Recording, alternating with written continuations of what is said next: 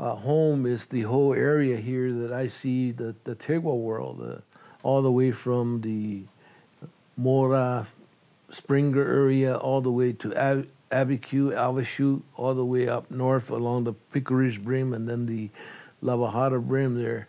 This is the Tewa world, and this is where I believe is home to all of us.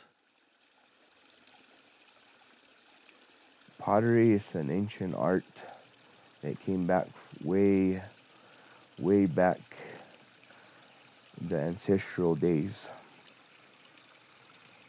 As the gourds, the Poeh, that's how they tell us that the gourds were the main source of storage. They had to come up with something new, and they came up with pottery. They saw somehow where some areas it rains and the poeh just stays there. So I think they use those clays, those peeing, as a sign of well, this can capture water. Maybe we make like a tung out of it, out of this nang. Maybe we can store water in there, get water. From the Tewa perspective, when we dissect the word, it kind of sounds like nang tung. So that's why I think over time it changed to natu, nang the dirt, tung the basket. So if you look at it that way, in that perspective, it looks like dirt basket. Back at the time when they lived up at Pojoaque, Chaco Canyon, Mesa Verde, they were basically making pottery to live with, to cook with, to store seeds with, to drink with. And so pottery was key to our life. You know, they cooked their stew in it. So they from early on, they learned how to make vessels. I think nowadays it's just as key because so many people make a living selling their pottery now that it still provides all those things. So the clay was taking care of the people back then, and it's still taking care of the people now. My name is B. Duran. I'm from Tesuque, the Pueblo of Tesuque. Catherine, by everybody knows me by Katie, and I'm from San Ildefonso, Pueblo, but I'm married at Cochi. My name is Jody Falwell, Santa Clara, Pueblo. Naumu Agustin Calvert, Ohkay Owingeh Aumu, Bo Pinge he Tema Aumu. I'm from San Juan Pueblo, but I'm also from Santo Domingo Pueblo as well. My name is Lonnie Vigil. I'm from the Tewa village of Nambe Owingeh.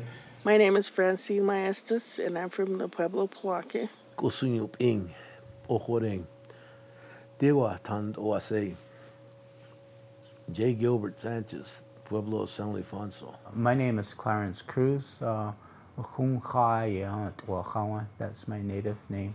I'm from Ohkay Owingeh, San Juan Pueblo. My name is Elijah Naranjo Smith, and I'm from Santa Clara Pueblo. My name is Melissa Talachi. I'm from the Pueblo of Pojoaque. My Indian name is Puwananitzawa. I just signed my pots Puwanani, but that's blue butterfly. They've always told us, you know, my mother, grandparents, goals, aunts, and uncles, they all told us that we are not to play around with the clay, that the clay was a very important being. It is everyday way of life to the ceremonial ways to even social gatherings. We have natu there. So natu is always present. These natu are very precious. And that defines us Pueblos. Is this natu? Navigia Rosalie in Akawa. She's from Pickridge, but married at San Ildefonso to my dad, Joe. And they both make pottery. And as far as I know, she started the first carving. They did the carving. And then she died very young, not maybe in about the age around maybe 48 or 49, something like that. But I always remember her sitting there at our house by the doorway, you know, doing pottery. I come from a clay family here in the village for many generations, but by the mid-50s, my grandmother's oldest sister, she was the last person probably making pottery here at that time, and her name was Poeh. So many of the elder people from the other villages know her, and our relatives that live in other Pueblos also know who she is. And as a child, I grew up just across the road from where she was living. And so, you know, she would come and visit us in evenings, and I never saw her making pottery, but I knew she made pottery, and so when she passed away, unfortunately, then that was kind of the end of it, you know. And there may have been, maybe my aunt, her younger sister, might have been making pottery as it was needed here in the village, but there was no large-scale production at that time already, because that's how she supported her family. And so they exported pots to the Hispanic community down below from us, and probably all the way even to San Ildefonso. And what they would do is they make their group of pottery, and as my mother would tell me, they would load their pots in big sheets on their back, her and her daughter Poeh. And so they go down, and I guess they probably knew a family or two as they went, so they would spend the night there, and the next day they would continue their journey and then come back home with whatever they had traded, either food, cloth, materials, maybe some money, and that's how they made their living. Oh, my mother, Poeh, was just such an incredible potter, and so was my father. My father taught me how to fire my pots. My mother basically taught me how to make the pots. And when we would be sitting together making pottery, she would be sitting there singing her Indian songs very gently or humming, and so that she was, in a sense, learning how to sing with her clay, sing with and dance to this incredible inner music that only the potter and the pot are able to transfer to each other. I guess we try a lot of ways to do things. I make pottery now when they get the pottery that now when I and then I never tried carving though. My mom and then did a lot of carving, but I never tried carving. And my husband learned how to paint, so he used to paint the pottery, and I learned how to polish. I'm not a good polisher, but you know, I pot. Yeah, I been foster mother. And I used to see her make pottery, but I never, I didn't learn from her. I just see her doing it. Then one day, this friend of mine, my friend Lucy and Dorothy, were telling me to just try and make storytellers, see how you do. Then I got into it. But that's the hardest part, is getting the white paint to put on the white pottery on there, because once you paint the pottery on the white, put the white on the pottery, if you put hand mark on it, when you fire it, it shows. So you have to be very careful with the white on the pottery that they use, the clay. Our Poeh always said working with the painting, the clay, is always relaxing. And it draws us to Nang Uchukuyo, Mother Earth. And having that respect for Mother Earth is what makes it our respect for, you know, our surroundings, the earth, the air, the water. I think that's what's helped our people to keep going, having that respect, always giving back, not just take. And that respect, I think, has allowed us to flourish. Well, everything is living. The earth is herself living, and the clay is part of her, so it's alive. It has already been alive even before we went there to ask for it. But everything is alive, you know? Even if we might think that the rocks are immovable and solid and don't have any energy in them, they do. It's easy to understand that as you take it from the earth, you don't just take it And all Pueblo people, as far as I know, if they understand the process and were taught, they ask permission before taking the clay. To gather the clay, it wasn't too far, so we just walked there with a wheelbarrow or a little wagon, and we brought it home. But to get the shuye, it's quite a ways, so we usually went with the fathers or the men. They hitch up the wagon with horses, and we made it a whole day.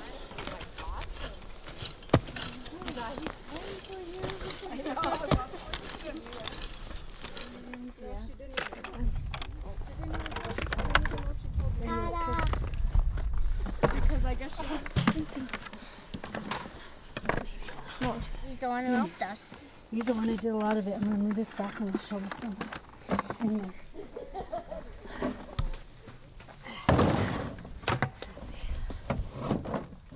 One of the most important values is to be able to pray when you're digging into Mother Earth to get your clay.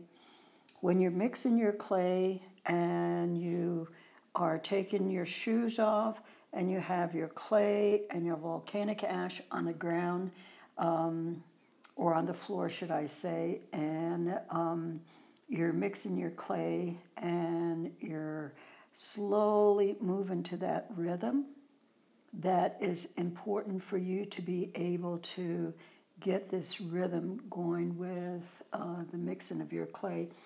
But also, it's very important when you're polishing to develop this sing-song rhythm as you're polishing, because when you don't develop this song with a rhythm as you're polishing, it goes choppy and choppy, so that you cannot move with that rhythm to be able to accomplish your polishing in the manner or the time that it requires for you to be able to polish it. I think for me, because I work so infrequently with clay, that yes, I think I have to develop that relationship and introduce myself again to the clay when it's time to work. Because if I have an idea in my mind of, not working for 6 months with a piece or with touching clay or any of that, and then I have to develop that relationship. I have to come back in and slowly re-knead it and work it and, start off with smaller shapes rather than going into something much. And it's reintroducing yourself to it. I make pottery because I enjoy it. It's beautiful. It's like putting together a puzzle, from making the clay to coiling the pot, to sanding it, to polishing it, to firing it, and then carving it. When it's all done, it's like the puzzle's completed. And it also relieves stress. It's working with the clay, it just helps you. I think that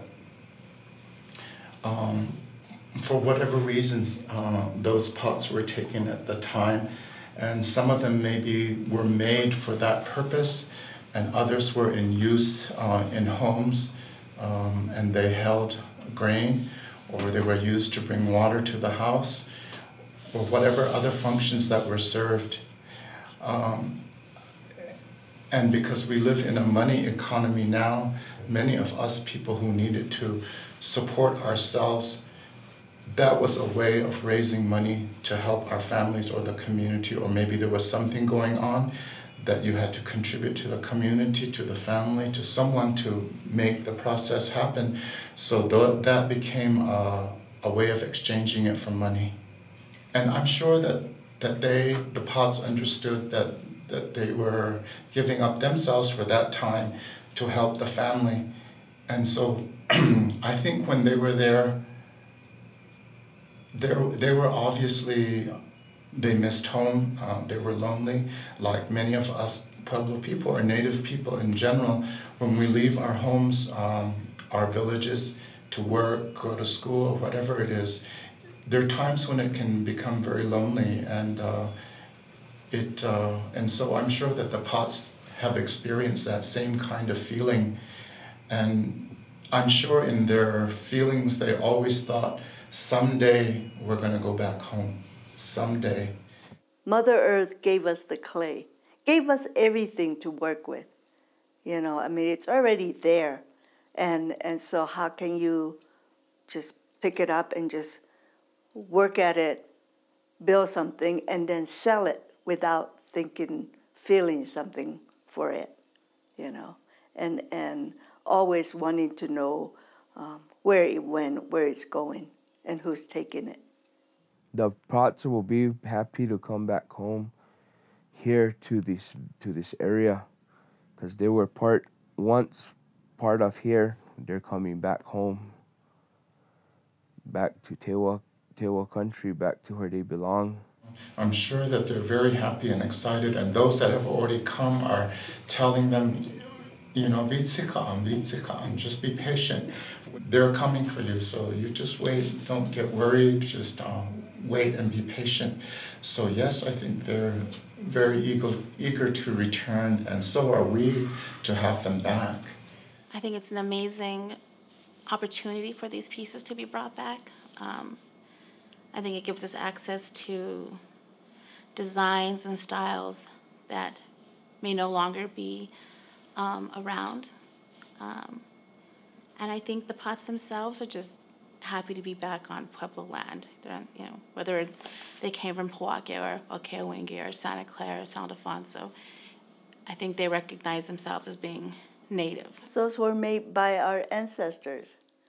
You know, I felt so good when I was told that they were coming back, and I felt like, oh, our ancestors' work is coming back, and I wanted to go and touch it just because their hands build those pots. That's how I felt. Their journey in this world is coming back to where they come. You know, we as Pueblo people believe in the circular, not the linear. So it's coming back to where it left from. It's not going in one direction. It's actually coming back to where it first was walked away from or taken from, and it is now returning back to the, I will say, to the Tewa world. Before they depart on their journey home, is that they speak to them within the native tongue, letting them know that they're not being taken elsewhere, but to their home. Because they are living, they do have a spirit, they're breathing as well. They're our ancestors. You know, we don't know who might have been the potter, but it is our ancestor. So giving that respect and opening that path, that journey for them, is speaking to them in the native tongue, letting them know that they're coming home with respect, not to be forgotten where they were going to be, but also honored at the same time. And in the hopes that the folks that are bringing them home also, and the community itself, you know, engages in a dialect with the pot. Even though it's sitting there, it does have a voice. There's a connection because it is who we are and where we come from and where we're going and what we are to be. And not forgetting that, but allowing them to hear that in the native tongue means a lot. We are hande, we are hande, ah hande, hande yo, we are hande yo, yo, we yo, we are yo, we are yo, we are hande, we are hande, ah yo, we are hande, ah yo, yo.